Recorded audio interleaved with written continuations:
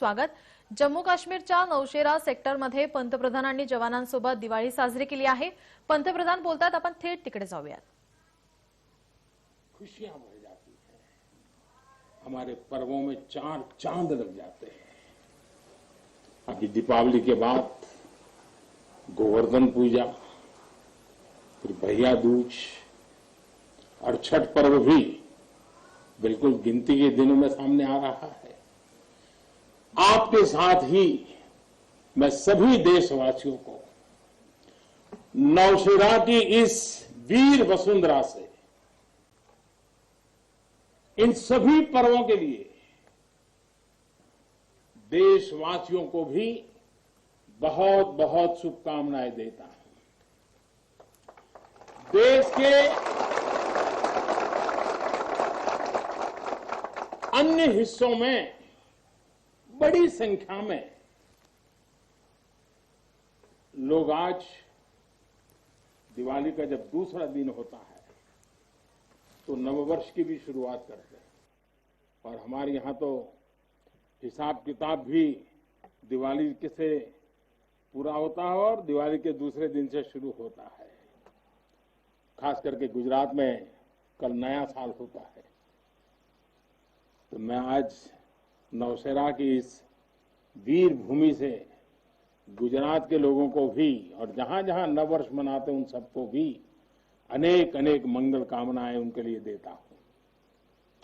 साथियों, जब मैं यहां नौशेरा की पवित्र भूमि पर उतरा, यहां की मिट्टी का स्पर्श किया, तो एक अलग ही भावना, एक अलग ही रोमांच से मेरा मन भर गया। यहां का इतिहास भारतीय सेना की वीरता का जयघोष करता है। हर चोटी से वो जयघोष सुनाई देता है। यहां का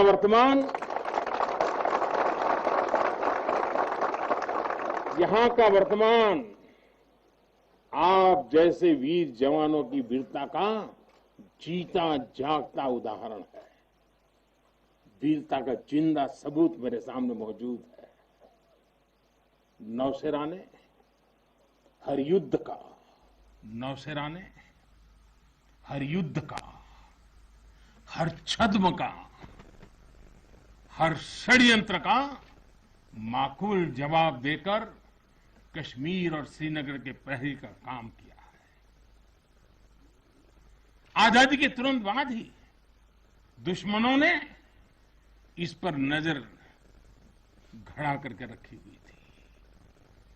नौशेरा पर हमला हुआ, दुश्मनों ने ऊंचाई पर बैठकर इस पर कब्जा जमाने की कोशिश की, और अभी जो मुझे पूरा वृत्त वीडियो समेत सारी चीजें मुझे देखना समझने का मौका मिला, और मुझे खुशी है कि नौशेरा के जाबाजों के शौर्य के सामने सारी साजिशें धरी की धरी रह गई। दोस्तों, भारत माता की जय! भारत माता की जय! भारत माता की जय! भारतीय सेना की ताकत क्या होती है,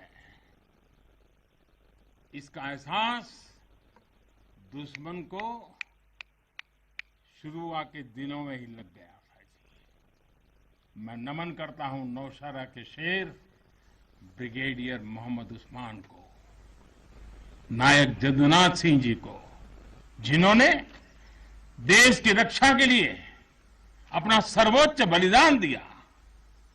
मैं प्रणाम करता हूं लेफ्टिनेंट आर राणे को, जिन्होंने भारतीय सेना की जीत का रास्ता प्रशस्त किया था।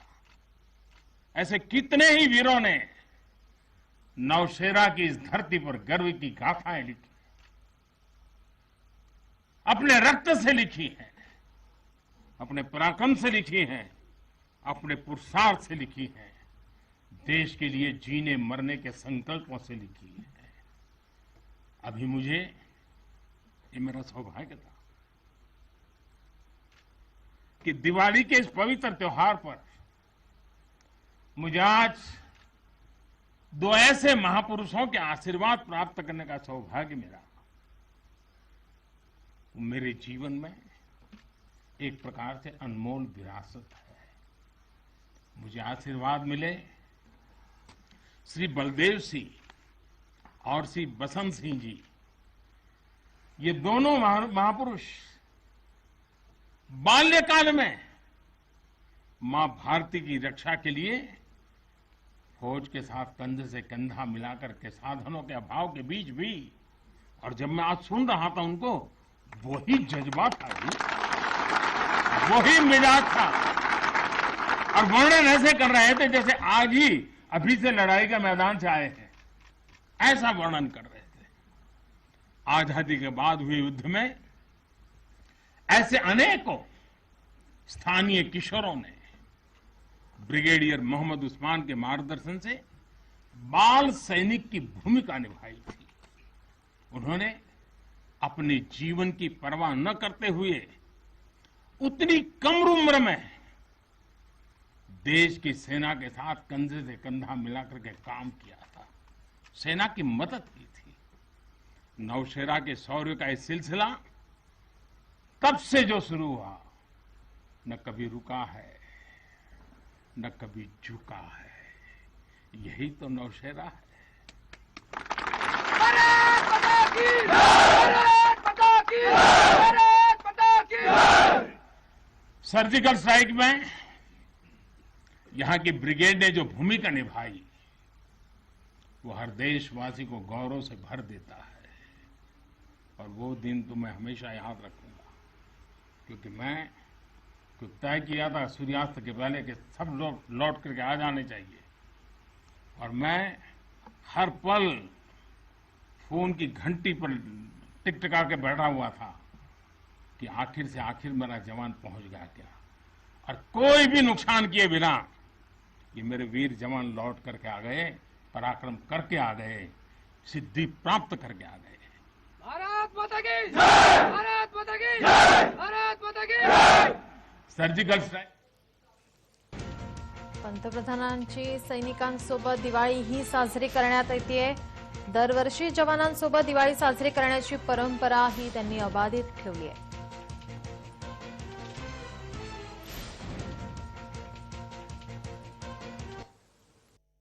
अपना कुछ समय इसी क्षेत्र में व्यतीत किया था।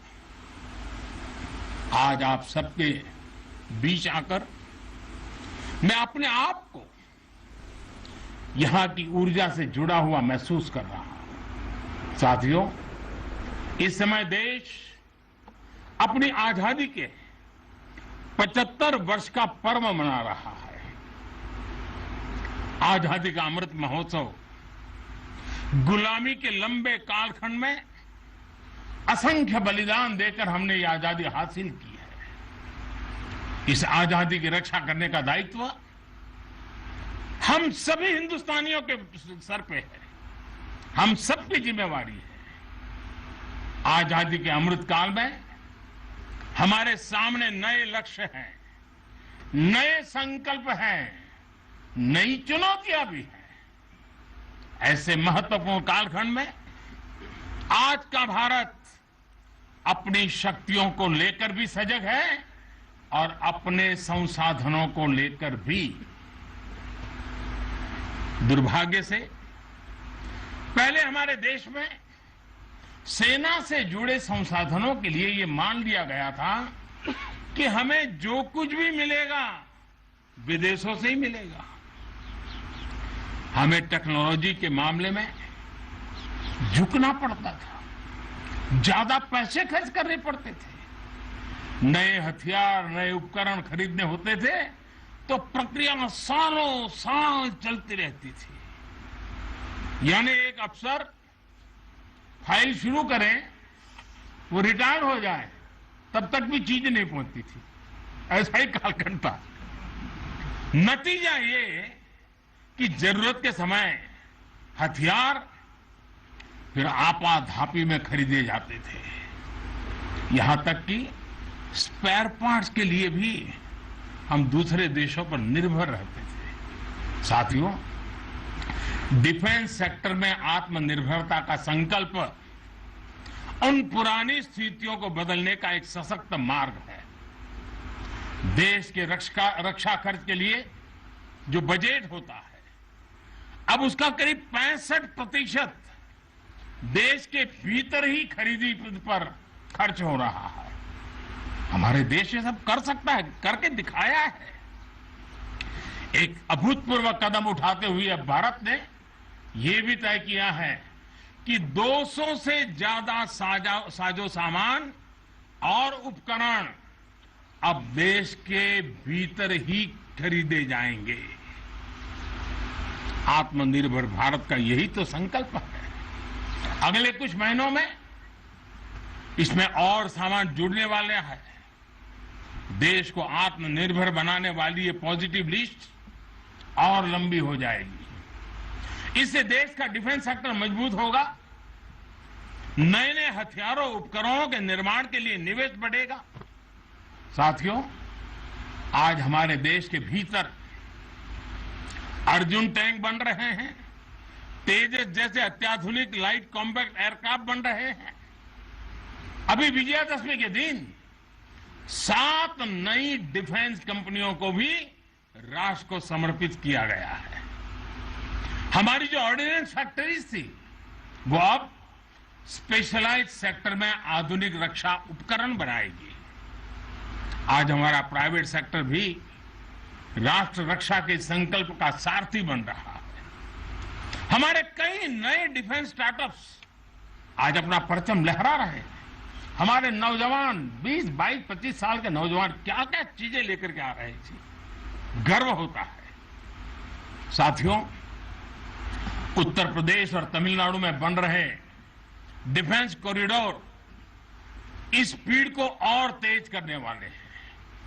ये सारे कदम जो आज हम उठा रहे हैं वो भारत के सामर्थ्य के साथ साथ डिफेंस एक्सपोर्टर के रूप में हमारी अलग अलग पहलुओं में बेहतर तालमेल, टेक्नोलॉजी और हाइब्रिड टैक्टिक्स का उपयोग बहुत बड़ा फर्क डाल सकता है। संगठित नेतृत्व एक्शन में बेहतर समन्वय आज बहुत जरूरी है। इसलिए बीते समय से हर स्तर पर लगातार रिफॉर्म्स किए जा रहे हैं। चीफ ऑफ डिफेंस स्टाफ की नियुक्ति हो या डिपार्टमेंट ऑफ मिलिट्री अफेयर्स का गठन, ये हमारी सैन्य शक्ति को बदलते समय के साथ कदम ताल करने में अहम रोल निभा रहे हैं। साथियों, आधुनिक बॉर्डर इंफ्रास्ट्रक्चर भी हमारी सैन्य ताकत को और मजबूत करने वाला है। सीमावर्ती इलाकों की कनेक्टिविटी को लेकर पहले कैसे काम होता था, ये आज देश के लोग, आप सभी भली भांति जानते हैं। अब आज लद्दाख से लेकर के अरुणाचल प्रदेश तक, जैसलमेर से लेकर के अंडमान निकोबार द्वीप तक, हमारे बॉर्डर एरियाज में, हमारे समुद्री तट पर जहां सामान्य कनेक्टिविटी भी नहीं होती थी, वहां आधुनिक रोड, बड़े बड़े टनल्स, पूल और ऑप्टिकल फाइबर जैसे नेटवर्क बिछाए जा रहे हैं। इससे हमारी डिप्लॉयमेंट कैपेबिलिटी में तो भूतपूर्व सुधार हुआ ही है। सैनिकों को भी अब बहुत अधिक सुविधा हो रही है। साथियों, नारी शक्ति को नए और समर्थ भारत की शक्ति बनाने का गंभीर प्रयास बीते 7 सालों में हर सेक्टर में किया जा रहा है। देश की रक्षा के क्षेत्र में भी भारत की बेटियों की भागीदारी अब नई बुलंदी की तरफ बढ़ रही है। नेवी और एयरफोर्स में अग्रिम मोर्चों पर तैनाती के बाद अब आर्मी में भी महिलाओं की भूमिका का विस्तार हो रहा है।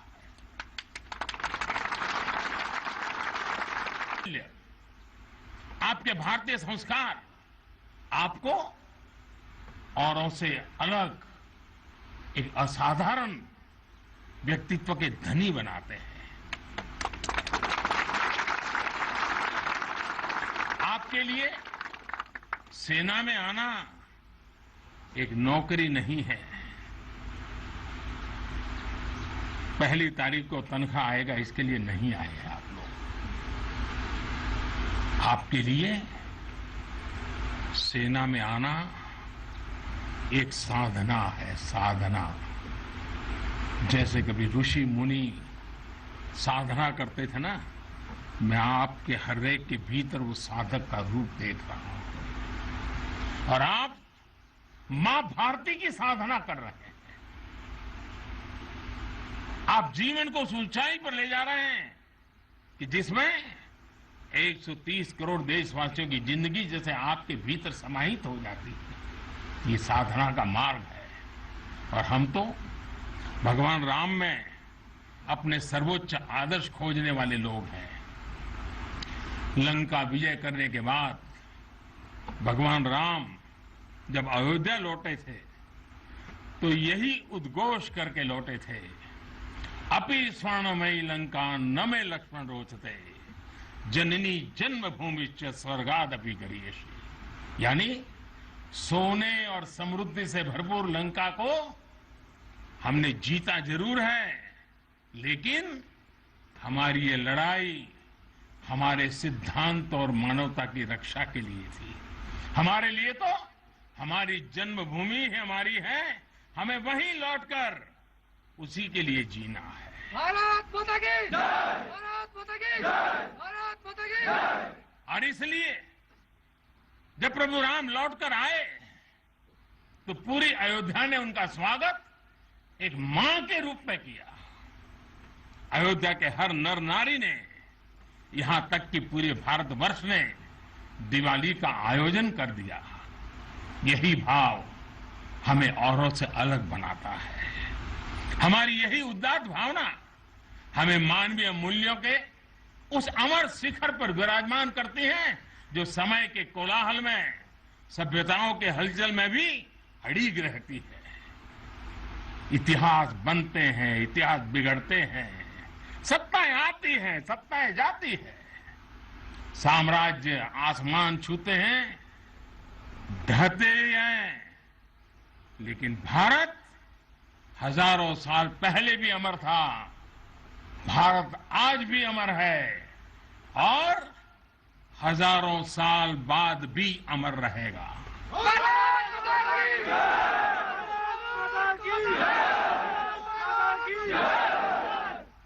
हम राष्ट्र को शासन, सत्ता और साम्राज्य के रूप में नहीं देखते। हमारे लिए तो ये साक्षात जीवंत आत्मा है। इसकी रक्षा हमारे लिए केवल भौगोलिक रेखाओं की रक्षा भर नहीं है। हमारे लिए राष्ट्र रक्षा का अर्थ है इस राष्ट्रीय जीवंतता की रक्षा, राष्ट्रीय एकता की रक्षा और राष्ट्रीय अखंडता की रक्षा। इसलिए हमारी सेनाओं में आकाश छूता शौर्य है तो उनके दिलों में मानवता और करुणा का सागर भी है। इसलिए हमारी सेनाएं केवल सीमाओं पर ही पराक्रम नहीं दिखाती। जब देश को जरूरत पड़ती है तो आप सब आपदा, विपदा, बीमारी, महामारी से देशवासियों की हिफाजत के लिए मैदान में उतर आते हैं। जहां कोई नहीं पहुंचे वहां भारत की सेनाएं पहुंचे। ये आज देश का एक अटूट विश्वास बन गया है। हर हिंदुस्तानी के मन में से ये भाव अपने आप प्रकट होता है। ये आ गए ना, अरे चिंता नहीं, अब हो गया। ये छोटी चीज नहीं है। आप देश की अखंडता और सार्वभौमिकता के प्रहरी हैं। एक भारत श्रेष्ठ भारत के संकल्प के प्रहरी हैं।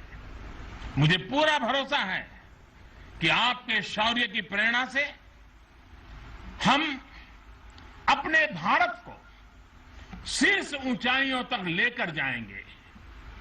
साथियों,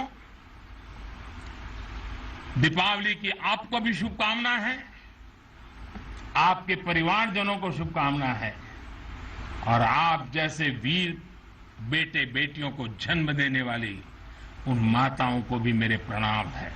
भारत माता की जय! भारत माता की जय! भारत माता की जय! मैं फिर एक बार आप सबको दीपावली की अनेक अनेक शुभकामनाएं देता हूं। मेरे साथ पूरी ताकत से बोलिए, भारत माता की, भारत माता की, भारत। धन्यवाद।